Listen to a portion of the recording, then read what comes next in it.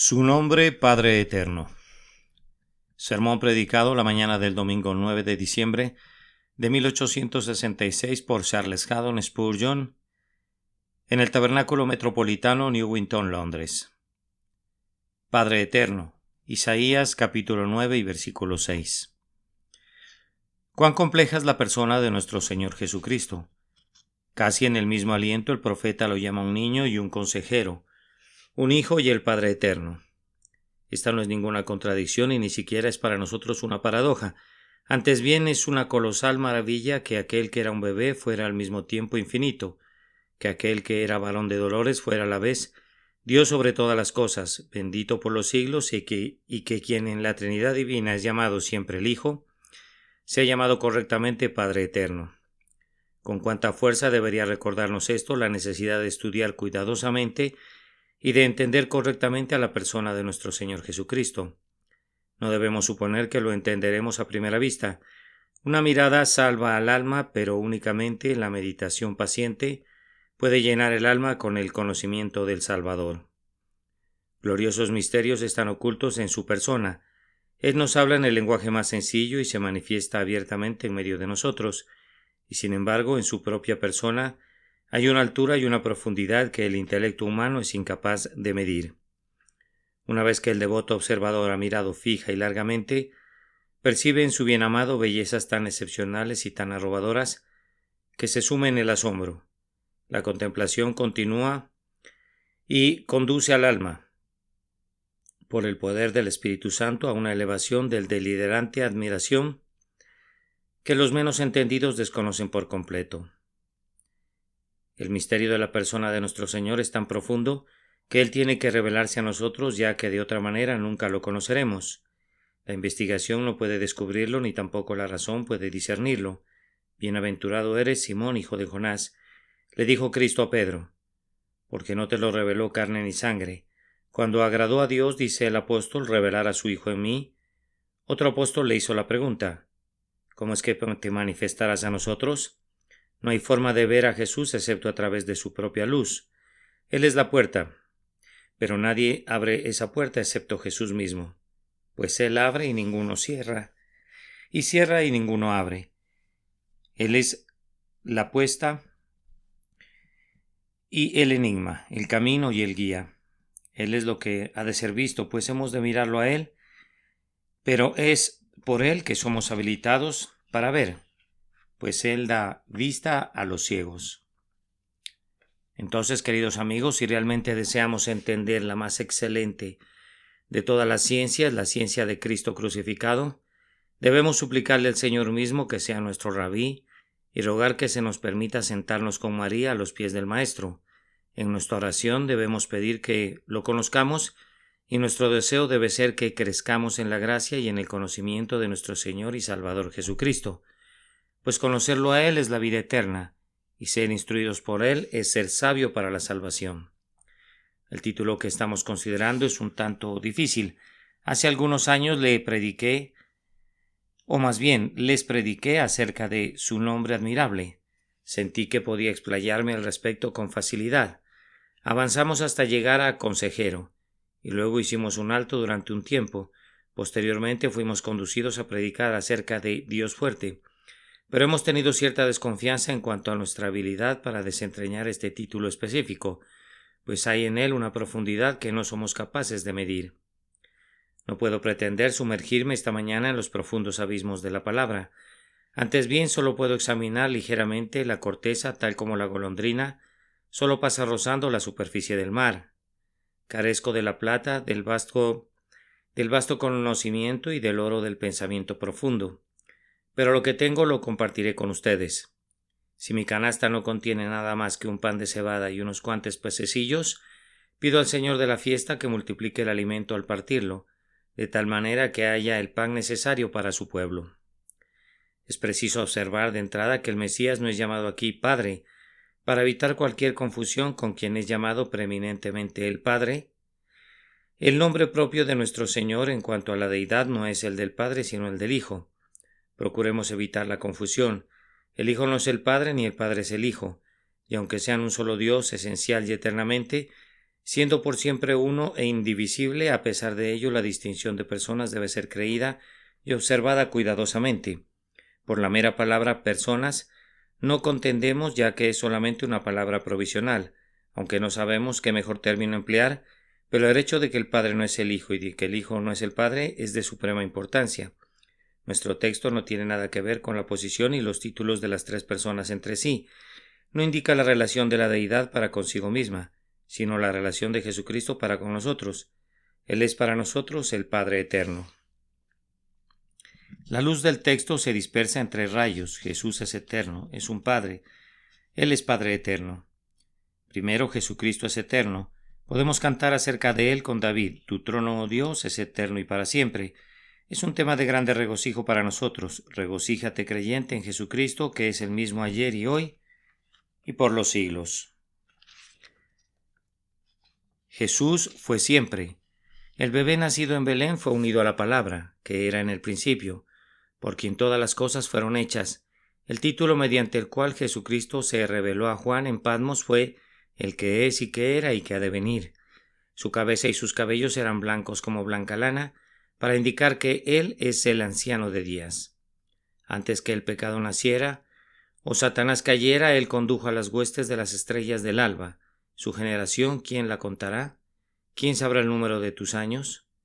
En su sacerdocio, Jesús, como Melquisedec, ni tiene principio de días ni fin de vida. Su linaje es declarado así por Salomón: antes de los abismos fui engendrado, antes que fuesen las fuentes de las muchas aguas, antes que los montes fuesen formados, antes de los collados, ya había sido yo engendrado. No había aún hecho la tierra, ni los campos, ni el principio del polvo del mundo. Cuando formaba los cielos, allí estaba yo.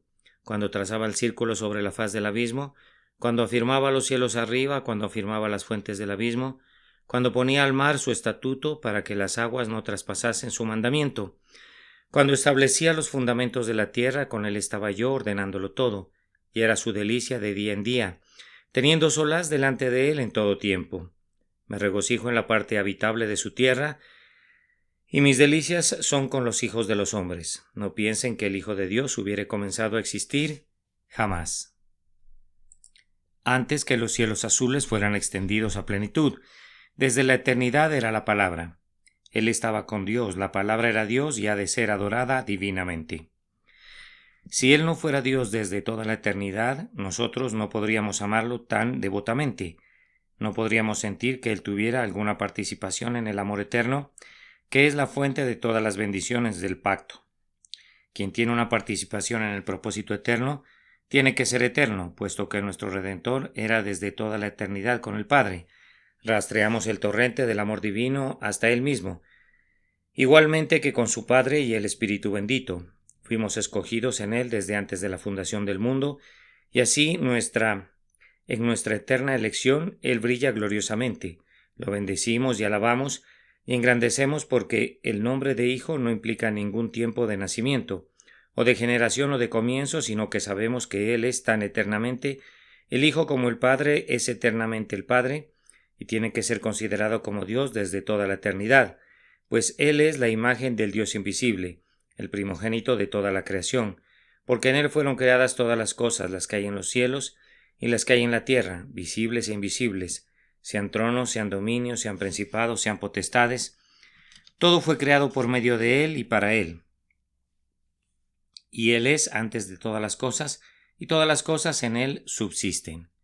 Así como nuestro Señor fue siempre, así también Él es el mismo por los siglos de los siglos. Jesús no está muerto, Él vive siempre para interceder por nosotros. Él no ha cesado de existir, lo hemos perdido de vista, pero está sentado a la diestra del Padre. Sobre Él leemos: y tú, oh Señor, en el principio fundaste la tierra, y los cielos son obra de tus manos. Ellos perecerán, mas tú permaneces, y todos ellos se envejecerán como una vestidura, y como un vestido los envolverás, y serán mudados. Pero tú eres el mismo y tus años no acabarán. Jesús es tan ciertamente el yo soy como aquel Jehová que habló desde la zarza ardiente a Moisés en Horeb. Él vive. Él vive, este es el cimiento de su consuelo. Porque Él vive, vosotros también viviréis. Por tanto, teniendo un gran sumo sacerdote que traspasó los cielos, Jesús el Hijo de Dios, retengamos nuestra profesión porque no tenemos un sumo sacerdote que no pueda compadecerse de nuestras debilidades, sino uno que fue tentado en todo según nuestra semejanza, pero sin pecado. Acerquémonos, pues, confiadamente al trono de la gracia, para alcanzar misericordia y hallar gracia para el oportuno socorro. Recurran a Él en todos sus momentos de necesidad, pues Él está esperando para bendecirlos todavía. Él ha sido hecho más sublime que los cielos, pero recibe todavía a los pecadores y quita eficazmente sus pecados, por lo cual puede también salvar perpetuamente a los que por Él se acercan a Dios, viviendo siempre para interceder por ellos. Jesús nuestro Señor será por siempre. No podría ser llamado eterno si fuera de suponerse que un día ha de dejar de existir. No, creyente, si Dios te da vida, para cumplir tu jornada completa de 70 años encontrarás que su fuente limpiadora está abierta todavía y que su sangre preciosa no ha perdido su poder. Sabrás que el sacerdote que llenó la fuente sanadora con su propia sangre vive todavía para purificarte de toda iniquidad. Cuando solo quede pendiente de librarse tu última batalla, descubrirás que la mano de tu capitán vencedor no se ha debilitado, ni su brazo se ha cortado. El Salvador viviente animará al Santo viviente. Y esto no es todo, pues cuando la muerte te haya arrebatado como torrentes de aguas, y todos los hombres de tu generación hayan caído como hierba debajo de la guadaña del segador, Jesús vivirá. Y tú, arrebatado al cielo, lo encontrarás allá teniendo el rocío de su juventud. Y cuando el ojo ardiente del sol se apague con la edad y las lámparas del cielo empalidezcan en una medianoche eterna, cuando todo este mundo se derrita como se derrite el hielo invernal ante la proximidad de la primavera, entonces descubrirás que el Señor Jesús sigue siendo todavía el perenne manantial de gozo y de vida y de gloria para su pueblo, que puedas extraer aguas vivas de ese pozo sagrado. Jesús fue siempre, siempre es y será siempre. Él es eterno en todos sus atributos y en todos sus oficios y en todo su poderío y fuerza y deseo de bendecir, consolar y guardar y coronar a su pueblo elegido. La conexión de la palabra Padre con la palabra Eterno nos permite comentar cabalmente que nuestro Señor es tan eterno como el Padre, puesto que Él mismo es llamado Padre Eterno, pues sin importar qué antigüedad pudiera implicar la paternidad, aquí se le atribuye a Cristo. De acuerdo a nuestros conceptos comunes, por supuesto, el Padre tiene que ser antes del Hijo, pero debemos entender que los términos usados en la Escritura para describirnos a la Deidad no pretenden ser entendidos literalmente ni ser traducidos o más bien en su exacto sentido terrenal. Son únicamente descriptivos en la medida de lo posible, pero no abarcan toda la verdad, pues el lenguaje humano es incapaz de transmitir la propia esencia y la plenitud de las cosas celestiales. Cuando Dios condesciende a hablarles a los hombres, que solo son como bebés delante de Él, adopta su lenguaje pueril y hace descender la altura de su pensamiento hasta la pequeñez de sus capacidades. Los bebés no tienen palabras para los pensamientos de los senadores y de los filósofos, y tales asuntos tienen que ser declarados en un lenguaje infantil si los bebés han de entenderlos, y entonces el enunciado resulta deficiente como descripción del hecho. La relación entre el padre y el hijo es un ejemplo específico. No es precisamente la misma relación que hay entre un padre y un hijo terrenales, pero resulta ser la aproximación más apropiada para los hombres. Tenemos que tener cuidado de no estirar ni tensar la palabra en su letra, especialmente en aquellos puntos en que nos haría apartarnos del espíritu de la verdad. Cristo es tan eterno como el Padre, pues de lo contrario nunca habría sido llamado Padre Eterno. Es costumbre de los orientales llamar a un hombre el Padre de alguna cualidad para la cual él es notable.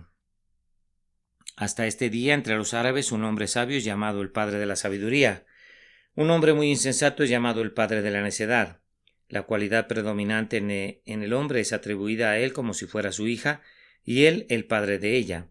Ahora el Mesías es llamado aquí en el hebreo el Padre de la eternidad, con lo cual se quiere significar que él es preeminentemente el poseedor de la eternidad como un atributo. Tal como el giro idiomático, el Padre de la sabiduría implica que un hombre es preeminentemente sabio, así el término Padre de la eternidad implica que Jesús es preeminentemente eterno, que a él, más allá y por encima de todos los demás, se le atribuye la eternidad. Ningún lenguaje puede transmitir más vigorosamente a nuestras mentes la eternidad de nuestro Señor Jesús. Es más, sin forzar el lenguaje podría decir que no únicamente la eternidad es atribuida a Cristo, sino que aquí se declara que Él es su progenitor. La imaginación no puede captar eso, pues la eternidad es algo que está más allá de nosotros. Sin embargo, si la eternidad pareciera ser algo que no puede tener progenitor, debe recordarse que Jesús es tan cierta y esencialmente eterno, que Él es descrito aquí como la fuente y el Padre de la eternidad. Jesús no es hijo de la eternidad, sino su Padre. La eternidad no lo dio a luz desde sus poderosas entrañas, sino que Él engendró a la eternidad. La existencia independiente, autosustentable, increada y eterna está con Jesús nuestro Dios y Señor. Entonces, en el sentido más elevado posible, Jesucristo es el Padre eterno. Voy a hacer solo una pausa de un minuto para extraer una deducción práctica de esta doctrina. Si entonces nuestro Emmanuel es eterno y vive para siempre, no pensemos nunca acerca de Él como alguien muerto a quien hemos perdido o que ha dejado de existir. ¿Qué podría ser una mayor aflicción que el pensamiento de un Cristo muerto? Él vive y vive para ocuparse de nosotros. Él vive con todos los atributos que lo adornaron en la tierra, tan gentil y amable y clemente ahora como lo era entonces. ¿Ven a el cristiano? Ven a Él. Descansa en Él ahora, tal como si fuera visible en este lugar y pudieras contarle a su oído tus aflicciones y confesarle tus pecados a sus pies. Él está aquí espiritualmente. Tus ojos no pueden verlo, pero la fe será una mejor evidencia para ti que la vista.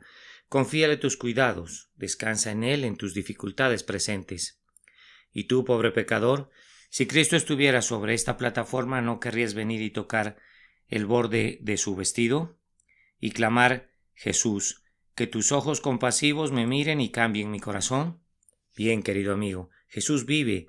Él es hoy el mismo que fue en las calles de Jerusalén. Y aunque tus pies no puedan llevarte a Él, tus deseos tomarán el lugar de tus pies, y aunque tu dedo no pueda tocarlo, tu confianza hará las veces de una mano para ti. Confía en Él ahora. Aquel cuyo amor lo condujo a morir vive. Su sangre preciosa no puede perder nunca su poder. Vengan ahora, vengan humildemente y confíen en el Padre eterno. En segundo lugar, llegamos a la parte difícil del tema, es decir, que Cristo es llamado Padre. ¿En qué sentido es Jesús un Padre? Primero, la respuesta, Él es un Padre federalmente y representa a quienes están en Él, así como el jefe de una tribu representa a sus descendientes. El apóstol Pablo llega en nuestra ayuda aquí, pues en el memorable capítulo de Corintios habla de aquellos que están en Adán, y luego habla de un segundo Adán. Adán es el padre de todos los vivientes. Él nos representó federalmente en el huerto, y federalmente cayó y nos arruinó a todos. Él fue el representante por cuya obediencia habríamos sido bendecidos y a través de cuya desobediencia fuimos hechos pecadores. La maldición de la caída viene sobre nosotros porque Adán estuvo en una relación para con nosotros en la que ninguno de nosotros estamos para con nuestros semejantes. Él fue nuestra cabeza representativa, y cuán grande caída hubo cuando Adán cayó, pues todos los que estábamos en sus lomos caímos en él. En Adán todos mueren. Desde su día solo ha habido otro padre, federalmente para la raza humana. Es cierto que Noé fue el padre de la presente raza de hombres, pues todos provenimos de él. Pero no hubo ningún pacto con Noé en el que él hubiera representado a su posteridad, ni ninguna condición de obediencia por medio de la cual habría podido obtener una recompensa para nosotros, ni ninguna condición de desobediencia por cuyo quebrantamiento habríamos sido llamados a dolernos. El único otro hombre que es un representante ante Dios es el segundo Adán, el hombre Cristo Jesús, el Señor del cielo. Hermanos y hermanas, nosotros tristemente llamamos a Adán Padre, pues por él fuimos arrojados del Edén y labramos la tierra con el sudor de nuestra frente. En aflicción nos dieron a luz nuestras madres, y en aflicción hemos de ir a la tumba. Pero quienes hemos creído en Jesús llamamos a otro hombre Padre, es decir, al Señor Jesús, y decimos eso no tristemente, sino gozosamente, pues Él ha abierto las puertas de un mejor paraíso. Él ha enjugado espiritualmente el sudor de nuestros rostros, provocado por el arduo trabajo, pues quienes hemos creído, en efecto entramos en el reposo. Él mismo ha soportado los dolores que teníamos que sobrellevar por el pecado. Él tomó nuestras enfermedades y soportó nuestras aflicciones, y venció a la propia muerte, la aflicción más terrible, de tal manera que quien vive y cree en Él no morirá jamás, sino que saldrá de este mundo para entrar en la vida celestial. La gran pregunta para nosotros es, ¿estamos todavía bajo el antiguo pacto de obras? Si es así, tenemos a Adán por nuestro padre y bajo ese Adán morimos, pero estamos bajo el pacto de gracia. Si es así, tenemos a Cristo como Padre y en Cristo seremos vivificados. La generación nos hace hijos de Adán. La regeneración nos reconoce como hijos de Cristo. En nuestro primer nacimiento fuimos puestos bajo la paternidad del hombre caído. En nuestro segundo nacimiento entramos bajo la paternidad del ser inocente y perfecto. En nuestra primera paternidad llevamos la imagen del hombre terrenal. En la segunda recibimos la imagen del hombre celestial. A través de nuestra relación con Adán nos hicimos corrompidos y débiles, y el cuerpo es depositado en el sepulcro en deshonra, en corrupción, en debilidad y en vergüenza. Pero cuando estamos bajo el dominio del segundo Adán, recibimos fuerza y vivificación y vida espiritual interior, y por tanto nuestro cuerpo se levanta de nuevo como simiente sembrada, que se eleva para una gloriosa cosecha en la imagen del hombre celestial, con honor, con poder y felicidad y vida eterna. Entonces, en ese sentido, Cristo es llamado Padre, y en la medida en que el pacto de gracia es más antiguo que el pacto de obras, Cristo es, mientras que Adán no es, el Padre eterno, y en vista de que el pacto de obras en lo que a nosotros concierne pasa, habiendo sido cumplido en él y el pacto de gracia nunca pasa sino que permanece para siempre, Cristo como cabeza del nuevo pacto, el representante federal de la gran economía de la gracia, es el Padre eterno. En segundo lugar, Cristo es un Padre en el sentido de un fundador. Ustedes saben, tal vez, o al menos recuerdan fácilmente, que les mencioné que los hebreos tienen la costumbre de llamar a un hombre un padre, de la cosa que inventa. Por ejemplo, en el cuarto capítulo de Génesis, Jubal es llamado el padre de todos los que tocan arpa y flauta. Jabal fue el padre de los que habitan en tiendas y crían ganados. No que estos fueran literalmente los padres de tales personas, sino que fueron los inventores de sus ocupaciones. Jabal fue el primero en asumir una vida nómada en tiendas y puso el ejemplo de deambular con rebaños y manadas, y Jubal fue el primero en poner sus dedos sobre las cuerdas musicales y sus labios a flautas desde las cuales el viento es soplado melodiosamente. El Señor Jesucristo es en este sentido el Padre de un maravilloso sistema. Ahora nuestro Señor Jesucristo, quien sacó a luz la vida y la inmortalidad e introdujo una nueva fase de adoración en este mundo, es en ese sentido un Padre. Él es el Padre de todos los cristianos, el Padre del cristianismo, el Padre del sistema entero bajo el cual la gracia reina por medio de la justicia. Jesús es el Padre de un gran sistema doctrinal. Todas las grandes verdades que tenemos el hábito de presentarles a sus oídos como las preciosas verdades de Dios, que descendieron del cielo clara y poderosamente, brotaron de labios de Jesús. Estas cosas habían sido insinuadas débilmente en las ceremonias de la ley, pero Cristo primero que nada las puso en letras claras de tal manera que quien corre puede leerlas. Prácticamente es Jesús quien nos enseña la doctrina del amor que elige. Es Cristo quien nos revela la redención por la sangre. Es Cristo el que revela la regeneración por medio de la obra del Espíritu, diciendo claramente: os es necesario nacer de nuevo. Es Cristo quien revela la perseverancia de los santos. De hecho, no hay ninguna doctrina del sistema cristiano que no esté claramente declarada a la luz de su propio Espíritu glorioso, por medio de su enseñanza, de tal forma que podemos llamarlo justamente el Padre de ella. Nuestro grandioso Maestro es también el Padre de un gran sistema práctico. Si hubiere alguien en el mundo que ame a su prójimo como a sí mismo, el hombre de Nazaret es su Padre, pues aunque la ley significa todo eso, los hombres no lo habían descubierto, sino que habían malinterpretado la ley. Ojo por ojo, diente por diente era su versión de la ley, pero Cristo viene y dice: pero yo os digo, no resistáis al que es malo, antes a cualquiera que te hiera en la mejilla derecha, volveré también la otra. Si alguien puede sufrir con paciencia y puede devolver bien por mal, amontonando ascuas sobre la cabeza de sus enemigos, ese hombre es un hijo de Cristo. Si los hombres adoran a Dios en espíritu y no tienen ninguna confianza en la carne, si no conocen ningún lugar santo, sino que reconocen cada lugar como santo donde se encuentra un santo, ellos son los verdaderos hijos de Cristo, pues Él dijo: los que le adoran en espíritu y en verdad es necesario que adoren. Él es el Padre de la adoración espiritual. Ha sido una costumbre llamar a Sócrates el padre de la filosofía, pero Jesús es el padre de la filosofía de la salvación. Galeno es el padre de la medicina y Jesús es el padre de la medicina de las almas. Heródoto es el padre de la historia, pero Jesús es el padre del cielo en la tierra. Él es el padre del vivir desinteresado, del verdadero amor a los hombres. Él es el padre del perdonar a los propios enemigos. Él es el padre de hecho del sistema divino de la vida cristiana. El sistema de salvación reclama a Cristo como su Padre. quien dijo: por gracia sois salvos por medio de la fe, y esto no de vosotros, pues es don de Dios. ¿Quién sino el apóstol de este hombre, Cristo Jesús? ¿Quién les dijo a los hombres que no era por obras de justicia que hubieren realizado, sino por el mérito de su pasión y su vida, que eran salvos? ¿Quién les reveló el camino de fe a los hombres sino Cristo, es decir, la gran doctrina de cree y vive? Y quienes la reciben pueden reclamar a Cristo como Padre. Él es el Padre de la fe cristiana, una fe, hermanos míos, que, aunque ya ha hecho mucho para el mundo, pues en la vieja Roma eliminó las luchas en el Coliseo y derribó a los dioses bestiales del paganismo, y aunque está haciendo mucho por el mundo, incluso ahora ayudando a purificar el vasto establo de augías de la humanidad, ha de hacer más todavía, ha de eliminar la guerra, ha de destruir el error y ha de regenerar a la raza humana. El padre de este sistema purificador, que es doctrinal y práctico, y que ha obrado ya en los mejores resultados para los hombres, es el Señor Jesús. Y puesto que fue ideado desde los tiempos antiguos y será prolongado en tanto que el mundo permanezca, Él es llamado el Padre Eterno. Ahora, hay un tercer significado. El profeta pudiera no haberlo entendido así, pero nosotros así lo recibimos, que Jesús es, en tercer lugar, un Padre en el gran sentido de dador de vida. Ese es el principal sentido de Padre para que la mente común lo entienda. Somos llamados a este mundo a través de nuestros padres. Ahora es por Cristo que hay una comunicación de energía divina para el alma. Es a través de Él, es a través de su enseñanza, a través del Espíritu que Él ha dado, a través de la sangre que ha derramado, que la vida es otorgada a quienes estaban muertos en delitos y pecados.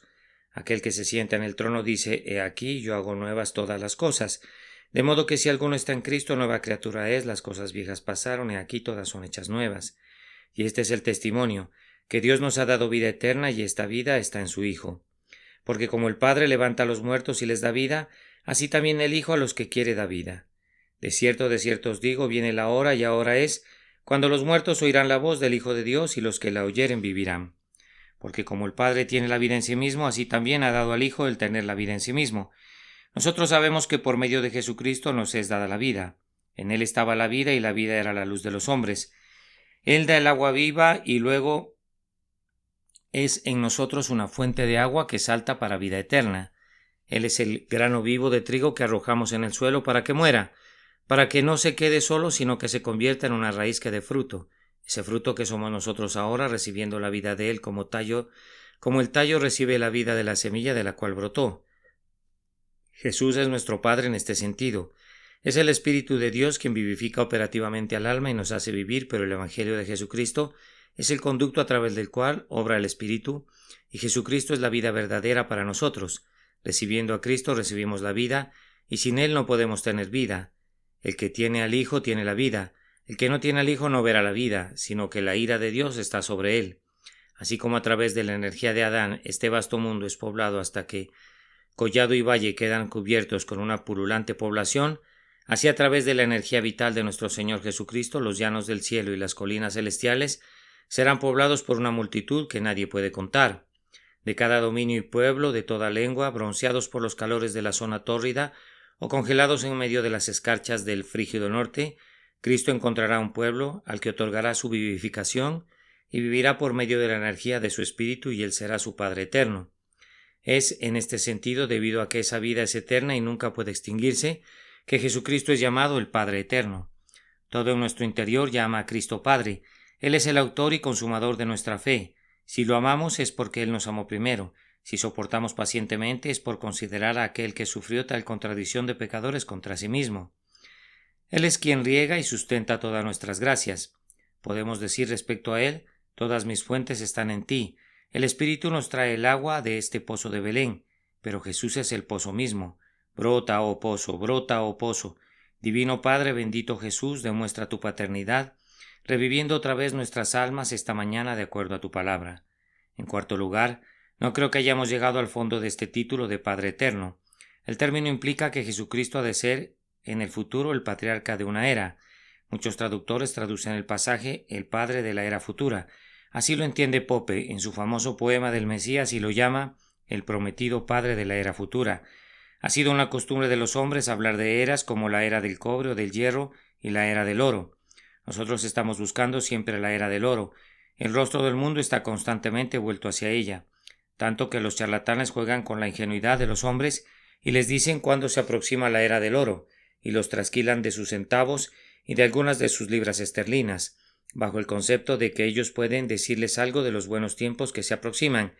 No saben absolutamente nada al respecto. Son ciegos días de ciegos, pero esto es claro para todo aquel que se interese por verlo. Es decir, que tal era del oro vendrá, que un periodo mucho más brillante de lo que pinta la imaginación amanecerá para este pobre, oscurecido y esclavizado mundo. Yo soy siempre celoso, con un celo piadoso para que ustedes no olviden esta doctrina o la vomiten con asco, debido a la vergonzosa manera en la que es constituida en mercancía por otros. Hermanos, no calculen ninguna fecha ni se sienten a idear gráficas, antes bien estén satisfechos con esto en sus corazones, que habrá un reino y un reinado, y que en ese reinado no habrá ninguna contienda que veje a las naciones, no habrá ninguna aflicción que entristezca a la gente. En ese reino Jesús el Rey será conspicuo y su gloria refulgente será la luz de todos los habitantes. Será una nueva Jerusalén descendiendo del cielo, preparada por Dios como una esposa es preparada para su esposo, digna de su Señor, y una adecuada recompensa para la corona de espinas, para la flagelación de sus hombros, para la vergüenza, los escupitajos y la cruz. Alcen la cruz muy en alto, hermanos míos, pues será alzada en alto. No hablen de Cristo con aliento reprimido, pues Él viene para ser un rey. Ustedes, cristianos, aunque sean despreciados y desechados de los hombres, no se consideren hombres de cuna insignificante, pues aún no se ha manifestado lo que hemos de ser, pero sabemos que cuando Él se manifieste seremos semejantes a Él, porque le veremos tal como Él es. Beban la copa de amargura gozosamente, porque pronto habrán de beber vinos purificados. Alegremente atraviesen la oscuridad, pues la mañana despunta, el día amanece y las sombras huyen. Estén contentos con ser la escoria de todas las cosas, pues un día cuando los reyes se inclinen delante de él y todas las naciones lo llamen bienaventurado, ustedes participarán de su honor y serán como príncipes sobre el trono con él. Sí, él ha de ser el padre de una era futura. Los hombres han llamado a ciertos grandes patriotas los padres de su país. Hoy hemos de llamar a Cristo el Padre de nuestro mundo. Oh Jesús, tú has dado a la tierra algo mucho mejor que una creación. Tú no solo la formaste del caos dándole orden, y luego la llevaste de la oscuridad a la luz y de la muerte a la cálida vida y a la belleza, sino que la has recuperado de algo peor que un caos pristino, y la has salvado de una oscuridad peor que la penumbra primigenia, y una suerte más horrible que las sombras primigenias.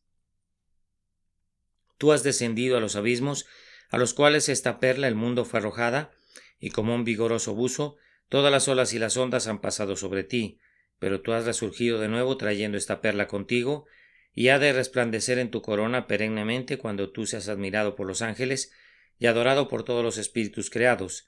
Esta será la parte más dulce de su admiración y de su adoración, que tú fuiste inmolado y que nos has redimido para Dios por tu sangre, y por tanto a ti sea la gloria por los siglos de los siglos. Entonces Él será en este sentido el Padre de una era sempiterna. Además, pues el texto es muy prolífico, Cristo puede ser llamado Padre en el amoroso y tierno sentido del oficio de un padre. Aquí tengo un texto para mostrarles lo que quiero decir. Dios es llamado el Padre de los huérfanos, y Job, yo pienso, dice de sí mismo que se convirtió en un padre para los pobres. Ustedes saben de inmediato lo que eso significa, por supuesto. Quiere decir que él ejercía el oficio de un padre. Ahora, aunque el espíritu de adopción no enseña a llamar a Dios, nuestro Padre, no estaríamos forzados, la verdad, si decimos que nuestro Señor Jesucristo ejerce la función de un padre para todo su pueblo. De acuerdo a la antigua costumbre judía, el hermano mayor era el padre de familia en la ausencia del padre. El primogénito tenía la prelación sobre todo y asumía la posición del padre. Así el Señor Jesús, el primogénito entre muchos hermanos, ejerce para nosotros el oficio de un padre. ¿No es así? ¿Acaso no nos ha socorrido en todo tiempo de nuestra necesidad como un padre socorre a su hijo? ¿Acaso no nos ha suministrado algo más que pan celestial, así como un padre da pan a sus hijos? ¿Acaso no nos protege diariamente? Es más, ¿acaso no entregó su vida para que nosotros, sus pequeñitos, fuéramos preservados? ¿No dirá al final, de los que me diste no perdí ninguno? ¿Acaso no nos disciplina cuando se oculta de nosotros, así como un padre disciplina a sus hijos? ¿Acaso no lo encontramos instruyéndonos por medio de su espíritu y conduciéndonos a toda la verdad? ¿No nos ha dicho que no llamemos a nadie padre en la tierra en el sentido que él Ha de ser nuestro verdadero guía e instructor, y nosotros hemos de sentarnos a sus pies y reconocerlo como nuestro rabí y nuestro maestro con autoridad. ¿No es Él la cabeza del hogar para nosotros en la tierra, permaneciendo con nosotros, y acaso no ha dicho: no os dejaré huérfanos, vendré a vosotros? Su venida es la venida de un padre. Entonces, si Él es un padre, ¿acaso no le honraremos? Si Él es la cabeza del hogar, ¿no le rendiremos obediencia? Y no diremos en nuestros corazones: otros señores han tenido dominio sobre nosotros, pero a partir de ahora a ti, Padre eterno, rendiremos reverencia. Si Él es en todos estos sentidos, si Él es el Padre eterno. Entonces adorémosle y reconozcamos su derecho. Toda gloria y poder y sabiduría y grandeza, toda honra y bendición con los ángeles de arriba, y gracias incesantes por el infinito amor. Por último, sopesamos las palabras Padre eterno. Ya les he explicado lo que eso significa. Cristo es llamado Padre eterno, porque Él mismo como Padre no muere ni deja vacante su oficio. Él es todavía la cabeza federal y el Padre de su pueblo. Es todavía el fundador de la verdad evangélica y del sistema cristiano, no permitiendo que ni arzobispos ni papas sean sus vicarios y tomen su lugar. Él es todavía el verdadero dador de vida, por cuyas heridas y por cuya muerte somos vivificados. Él reina incluso ahora como el rey patriarcal. Él es todavía el amoroso cabeza de familia, y así en todo sentido Él vive como un padre. Pero aquí tenemos un dulce pensamiento. Él mismo nunca muere ni se queda sin hijos. Él no pierde a sus hijos. Si su iglesia pudiera perecer, no sería el padre. ¿Cómo es posible un padre sin un hijo?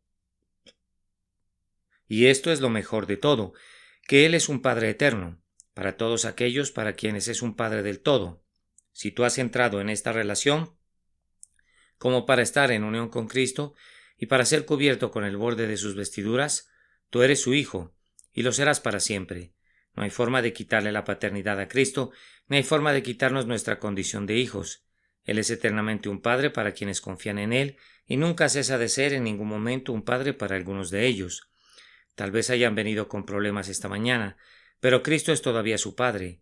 Este día podrían estar muy deprimidos en espíritu y llenos de dudas y miedos, pero un verdadero Padre nunca deja de ejercer su amabilidad hacia su Hijo si es un Padre. Jesús tampoco deja de amarlos y de tenerles piedad. Él les ayudará. Acudan a Él y encontrarán que ese amigo amoroso es tan tierno como en los días de su carne. Él es el autor de un sistema eterno. Conforme miraba las palabras Padre eterno y pensaba en Él como el fundador de un sistema sempiterno, me dice: entonces la religión cristiana nunca desaparecerá. No es posible que la verdad, según es en Jesús, sea eliminada jamás. Si Él es el Padre eterno, siento como si pudiera citar de nuevo al maestro Hugh Latimer, cuando, teniendo presentaciones sucesivas con Ridley, le dijo: ánimo, maestro Ridley, encenderemos una vela tan especial hoy en Inglaterra que nunca será apagada. Mira a Cristo allá en la cruz. Él en verdad encendió una vela tal en aquel día que nunca podrá ser apagada. Él es el Padre eterno. Él echó a rodar aquel día, por decirlo así, un copo de nieve de la verdad al morir en la cruz, y ustedes saben lo que es el copo de nieve cuando se echa a rodar sobre los altos Alpes. Tal vez el ala de un pájaro lo echa a rodar y entonces recoge a otro copo y a otro copo y a otro hasta que al descender se convierte en una enorme mole de nieve, y gradualmente, conforme salta de peñasco en peñasco, se vuelve más grande y más grande y más grande hasta que las pesadas moles de hielo y nieve se apelmazan y al final, con una terrible colisión estruendosa, la avaricia rueda hacia abajo, llena el valle y borra todo lo que encuentra. De igual manera, este Padre eterno en la cruz echó a andar una potente fuerza que ha seguido abultándose y creciendo y aumentándose hasta llegar a ser una pesada masa de poderosa enseñanza, y el día vendrá cuando, como una irresistible avalancha, caerá sobre los palacios del Vaticano y sobre las torres de Roma, y cuando las mezquitas de Mahoma y los templos de los dioses serán aplastados bajo su formidable peso, y el Padre Eterno habrá realizado la hazaña. Padre Eterno. Por último, porque Él es el Padre de la vida eterna de todo su pueblo. Adán, tú eres un padre, pero ¿dónde están tus hijos? Si pudieras retornar a la tierra, oh Madre Eva, ¿dónde encontrarías a tus hijos? Me parece verla caminar de arriba abajo alrededor de la tierra sin encontrar nada sino pequeños montículos de hierba, montones de pasto y algunas veces un valle remojado en roja sangre donde sus hijos fueron muertos en batalla. La oigo llorar por sus hijos. No quiere ser consolada porque perecieron, pero calla, madre Eva, ¿qué vida les diste? ¿Qué vida fue esa que el padre Adán confirió a tus hijos e hijas? Vamos, solo una vida terrenal, una vida como la de una burbuja que estalló y desapareció. Pero Jesús, cuando venga de nuevo, no encontrará muerto a ninguno de sus hijos, no encontrará perdido a ninguno de sus hijos e hijas, porque Él vive, ellos también viven, pues Él es el Padre eterno, y a quienes viven y respiran a través de Él los hace tener vida eterna. 3 veces felices son aquellos que tienen un interés en la verdad de nuestro texto. Ahora, queridos oyentes, ¿puedo preguntarles si Cristo es un Padre eterno para ustedes? Hay otros padres. Los judíos decían a Abraham tenemos por padre, y hasta este día ciertos teólogos enseñan que tenemos derecho de pacto gracias a nuestros padres terrenales. Ellos creen en el pacto abrahámico muy a la manera de los judíos. A Abraham tenemos por padre. Por lo tanto, tenemos derecho al bautismo, por lo tanto, somos miembros de la Iglesia, somos nacidos en la Iglesia. Si he oído que dicen nacido en la Iglesia, no permitan que nadie los engañe. Esa no es la enseñanza de Cristo. Os es necesario nacer de nuevo. Si no, aunque su madre fuera una santa en el cielo y su padre un indudable apóstol de Dios, no derivarían ninguna ventaja, antes bien tendrían un mundo de solemne responsabilidad por ese hecho, a menos que nacieren de nuevo. No se digan, por tanto, a Abraham tenemos por padre, pues Dios puede levantar hijos a Abraham aun de las propias piedras. Nosotros tuvimos un notable ejemplo no hace mucho tiempo en este tabernáculo de cómo Dios bendice algunas veces a los desechados y deja a algunos de ustedes, hijos de padres piadosos, en la dureza de su corazón para que perezcan. Un hombre era conocido en la aldea donde vive por el nombre de Satanás, debido a que era completamente depravado. Era un marinero y como otro marinero en ese pueblo había sido el instrumento de la conversión de todos los marineros de un barco que habían partido del pueblo. Este hombre deseaba navegar con él para tratar de despojarlo de su religión. Hizo lo mejor que pudo, pero falló notablemente y como se dio el caso de que venían a Londres, su amigo le preguntó si quería asistir al tabernáculo. A él no le importó venir a escucharme, pues da la casualidad que yo crecí cerca del lugar donde él vivía. Este Satanás vino aquí un domingo por la mañana, cuando el texto que utilicé era sobre el asesinato del alma, y él se sentó, algunos de ustedes lo vieron, y lloraba y clamaba a gran voz debido al sermón, a un nivel tan alto de quebrantamiento que solo podía decir la gente me está viendo, así que mejor me salgo. Pero su compañero no le permitía que saliera y aquel hombre a partir de aquel día fue engendrado por el Padre Eterno. Y vive y camina en la verdad, siendo un creyente sincero y haciendo todo lo que puede para la divulgación del reino, y siendo singularmente claro en su conocimiento doctrinal. He ahí un hombre que había sido todo lo que era posible ser en el sentido de la maldad, y sin embargo Dios se encontró con él, y algunos de ustedes que tienen a Abraham por padre y que están emparentados con gente piadosa, se vuelven simplemente más endurecidos a pesar de toda la predicación que han oído. Que Dios tenga piedad de ustedes y los salve. No deben contentarse con la paternidad carnal, obtengan la paternidad espiritual que viene con Cristo. Algunas otras personas tal vez están diciendo en este día, bien, podemos confiar en nuestras buenas obras. Muy bien, entonces Adán es su padre y ustedes saben lo que les espera. Adán fue echado fuera del paraíso y ustedes nunca serán admitidos allí. Adán perdió todas sus esperanzas y ustedes perderán las suyas. Sobre la base de la ley ninguna carne viviente será justificada. Ay, me temo que muchas personas aquí tienen otro padre. ¿Cómo lo expresa Cristo? Vosotros sois de vuestro padre el diablo, dice, pues hacéis sus obras. No obras meramente de pecado notorio en la forma de adulterio, impureza, robo y cosas parecidas, sino que la oposición a Cristo es peculiarmente una obra del diablo, y la incredulidad en Cristo es la obra maestra del demonio. Entonces, si junto a su cama, o más bien, si no confían en el Señor Jesús, no digan esta noche cuando se arrodillen junto a su cama, Padre nuestro que estás en los cielos, pues su Padre no está en el cielo sino en el infierno. Acudan a la sangre de Jesús y pidan que puedan ser limpiados de toda iniquidad, y entonces podrán decir por medio del Padre Eterno, oh Dios, tú me has convertido en tu Hijo, y yo amo y beso tu nombre. Que Dios se agrade en darles a todos ustedes su bendición por Jesús. Amén.